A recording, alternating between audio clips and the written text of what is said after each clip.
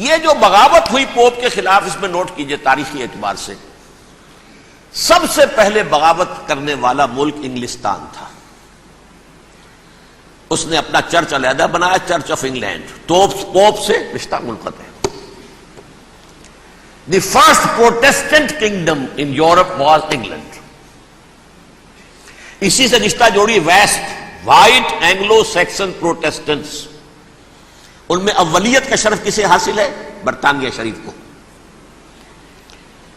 یہاں پر انہوں نے اب ایک بہت بڑا جو کارنامہ کیا، پوپ کی گرفت کم ہوئی یورپ پر سے، پروٹیسٹنٹ مذہب کا فروغ ہوا، تو انہوں نے سود کی اجازت حاصل کر لی. جب تک پوپ کی حکومت تھی سود حرام تھا. نو ٹرانزیکشن، نہ انٹرسٹ نہ یوزری، کچھ بھی نہیں. پروٹیسٹنٹس کے ذریعے سے سود کی اجازت حاصل کر لی. اس کے بعد بڑے بڑے بینک بنا کر بیٹھ گئے. House of Rothschilds, the house of goldsmiths. یہ عمران خان صاحب کے جو خطر جو تھے گولڈ سمتھ، یہ بینکرز، بڑی بڑی فیملیز. ان لوگوں نے کیا کیا؟ اب ریشہ دوانیاں. یورپ میں مختلف ملکوں کے درمیان جنگیں کروائیں سازشوں کے ذریعے سے. وہی کلما اوقدوا نارا للحرب، جنگ کے لیے آگ بھڑکا دینا تو ان کا پرانا مشغلہ تھا. جنگیں کرواتے تھے. پھر فرانس کے بادشاہ کو بھی قرض چاہیے اسلحہ کے لیے، انگلستان کے بادشاہ کو بھی قرض چاہیے. ہاؤس آف روتھشائلڈز کا ایک نمائندہ وہاں بیٹھا ہے، ایک یہاں بیٹھا ہے، اور منہ مانگے شرح پر سود کے اوپر قرض دے رہے ہیں. ان کو سب کو جو ہے ان کے سارے مالی وسائل کھینچ لیے، دولت پر قبضہ کر کے بیٹھ گئے. اور اس کا نتیجہ یہ نکلا چند 100 سالوں کے اندر کہ فرنگ کی رگے جاں پنجے یہود میں. اس سودی نظام کے ذریعے سے دولت پر ان کا قبضہ. علامہ اقبال 1905 سے 1908 تک رہے تھے نا وہ. لیکن یہ کہ ان کی نگاہ تھی ایسی، گاہ میری نگاہ تیز چیر گئی دلے وجود، گاہ الجھ کے رہ گئی میرے توہمات میں. انہوں نے دیکھا ہے کہ فرنگ کی رگے جہاں پنجہ یہود میں ہے. ابھی ہٹلر کا تو وجود بھی نہیں تھا، بعد میں ہٹلر کو محسوس ہو گیا نا واقعتاً ہمارا اصل دشمن یہ یہودی ہے جو یہاں پر بیٹھا ہوا، جو ہمارا خون چوس رہا ہے. آخر یوں ہی تو نہیں، دماغ اس کا ایسے تو خراب نہیں ہو گیا تھا. یہ قتل عام، یہ ہولوکاسٹ کس لیے؟ اس نے پہچان لیا تھا، اس لیے کہ وہ ویسٹ نہیں تھا، وائٹ اینگلو سیکسن پروٹیسٹنٹس. اصل جادو جو چلا وہ ان پر چلا، اور برطانیہ ان کا سب سے بڑا جو ہے وہ پشت پناہ، مددگار، حامی. اس کے ساتھ ساتھ انہوں نے کوشش کی، یہ ترک خلفاء بیچارے، مرد بیمار تو بن چکا تھا یورپ کے اندر، زوال سے دوچار ہو چکی تھی ترکی خلافت. انہوں نے بھی محل بنائے تھے. آج تجھ کو بتاتا ہوں تقدیر امم کیا ہے، شمشیر و ثنا اول طاؤس و رباب آخر. بڑے بڑے قرضے لے کر محل بنے تھے یہ، جو آج جا کر آپ استنبول میں دیکھ لیجئے، قرضوں کے اندر بندھے ہوئے. لیکن یہ کہ کم سے کم یہ ضرور کیا کہ بڑی سے بڑی رشوت انہیں یہودیوں نے پیش کی کہ کسی طرح ہمیں فلسطین میں آباد ہونے کی اجازت دے دو. لیکن this goes to their credit. انہوں نے کہا نہیں، یہ معاہدہ جو عمر نے کیا تھا رضی اللہ تعالی عنہ، اس کو میں نہیں بدل سکتا. تم جاؤ، جا کے زیارت کرو، آ جاؤ. تم وہاں آباد نہیں ہو سکتے کیونکہ ترکی کے زیر ادگی تھا نا علاقہ. سلطنت عثمانیہ میں شامل تھا پورا ویسٹ ایشیا، پورا ایسٹ یورپ، پورا شمالی افریقہ. 3 بر اعظموں پر پھیلی ہوئی تھی سلطنت عثمانیہ اور خلافت عثمانیہ. 400 برس تک خلافت ان کے ہاں گئی ہے. انہوں نے نہیں مانا. نتیجہ کیا نکلا؟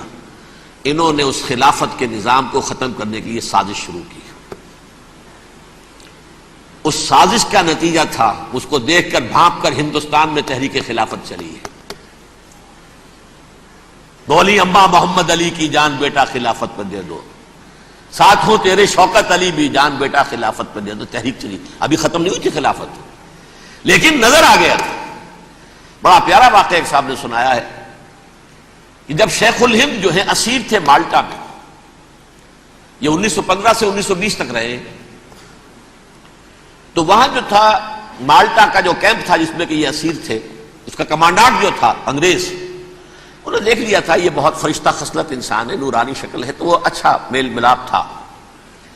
ایک روز کہا حضرت شیخ الہند نے کہ آپ لوگ ہماری خلافت کے پیچھے کیوں پڑے ہوئے ہیں؟ وہ تو ایک مردہ شے ہے، اس میں کوئی جان تو ہے نہیں، کوئی طاقت نہیں ہے، پھر بھی آپ ہماری ایک نشانی ہے، اسے کیوں آپ جو ہے برباد کرنے پر تلے ہوئے؟ اس نے کہا اتنے بھولے نہ بنیے حضرت، ہمیں معلوم ہے اس نیم مردہ خلافت میں بھی طاقت اتنی ہے کہ اگر جہاد کا فتویٰ اس نے دے دیا تو انڈونیشیا سے موریتانیہ تک مسلمان کفن سر سے باندھ کے نکل آئے گا، یہ ہمیں معلوم ہے،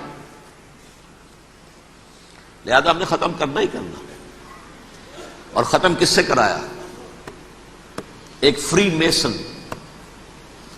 مصطفیٰ کمال پاشا، چاک کر دی ترک ناداں نے خلافت کی قبا، سادگی اپنوں کی دیکھ اوروں کی عیاری بھی دیکھ۔ عیاری کس کی تھی؟ یہود کی، اور ان کے اعلی کار برطانیہ۔ ابھی خلافت ختم بھی نہیں ہوئی تھی، برطانیہ کے ذریعے سے 1917 میں بالفور ڈکلیریشن کے ذریعے سے حق حاصل کر لیا کہ ہاں جا کر یہ آباد بھی ہو سکتے ہیں، چونکہ دوسری جنگ عظیم میں سلطنت عثمانیہ ختم ہو گئی تھی، خلافت نام کی تھی، سلطنت تو ختم ہو گئی، ترکی رہ گیا تھا صرف، اور جنرل ایلنبی کی فوجیں داخل ہو چکی تھی یروشلم میں، یروشلم پر قبضہ برطانیہ کا ہو چکا تھا، اور قبضہ دلوانے والے برطانیہ کو ہمارے ہندوستان کے مسلمان فوجی بھی تھے۔ عربوں نے بغاوت کی ترکوں کے خلاف، اور انگریزوں کی فوج میں ہمارے ہندوستان کے مسلمان سپاہی بھی تھے۔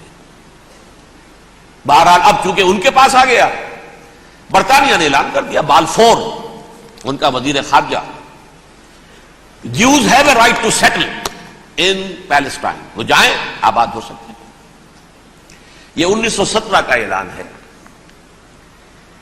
اس کے بعد جو کچھ انہوں نے طریقے برتے ہیں، اس میں دھن، دھوس، دھاندلی، دھوکہ، ہر چیز۔ مثلا دھن گئے، جناب یہ آپ مکان بیچیں گے؟ اچھا جی لے لیجئے، آپ کیا مانتے ہیں؟ 10 لاکھ، میں 11 لاکھ دیتا ہوں، لیکن کل ہی نکل جائیں آپ۔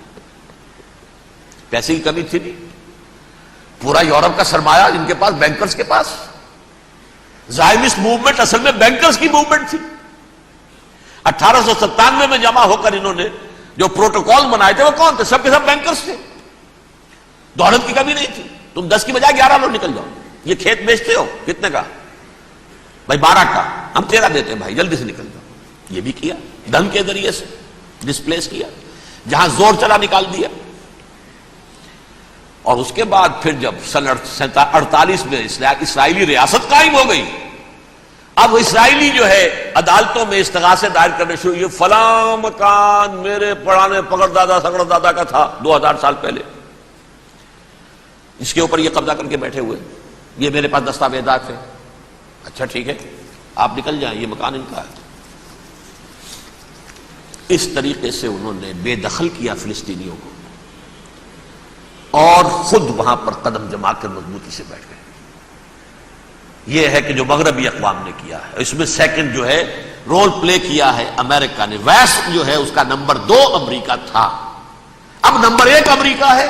اب برطانیہ کی کوئی حیثیت ہی اب نہیں ہے، لیکن سب سے بڑا وکیل جو ہے وہ وہی ہے اب بھی۔ لیکن ظاہر بات ہے کہ west white Anglo Saxon Protestants کا امام اس وقت جو ہے وہ برطانیہ، یو ایس اے۔ 1948 میں یہ قائم ہوا، اور یہاں پہ نوٹ کیجئے پاکستان 47 میں قائم ہوا ہے، اور تقریباً 9 مہینے ہیں درمیان میں، اگست 47 اور مئی یا جون 48۔ اس کا کیا مطلب ہے یہ میں بعد میں بتاؤں گا آپ کو۔ پہلی جنگ ہوئی 48 میں، عربوں نے بغاوت